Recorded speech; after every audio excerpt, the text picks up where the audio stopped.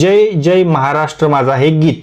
तर या गीतावर प्रश्न का विचारला होता मित्रांनो, तर का विचारलेला 19 फेब्रुवारी 2023 ला जय जय महाराष्ट्र माझा या गीताला आपल्या महाराष्ट्राचं अधिकृत गीत म्हणून दर्जा मिळाला होता। ओके, आणि त्यामुळे या पार्श्वभूमीवर हा प्रश्न विचारला होता। ओके, तर काय प्रश्न होता पहा, जय जय महाराष्ट्र माझा हे गीत कोणी लिहिले, तर हे गीत लिहिलं होतं राजा बडे यांनी। ओके, राईट आन्सर आहे राजा बडे यांनी हे गीत लिहिलं होतं। ओके, मग या गीताचं गायलं कोणी होतं? ओके, राजा बडेंनी तर लिहिलंय, मग गायक कोण होते?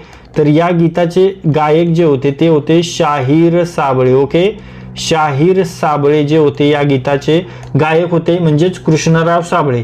मग या गीताचे संगीतकार कोण होते? ओके, संगीतकार, तर या गीताचे संगीतकार होते श्रीनिवास खळे। ओके, आणि इथे तुम्हाला काय विचारलंय की गीत कोणी लिहिले, तर राजा बडे हे नागपूरचे, ओके, नागपूरचे कवी आहेत। इथं आपल्याला हे लक्षात ठेवायचं आहे। ओके, आणि याबद्दल जर अधिकृत जास्त माहिती द्यायची झाली तर 19 फेब्रुवारीला 2023 ला महाराष्ट्राचे अधिकृत राज्यगीत म्हणून दर्जा मिळाला, बरोबर।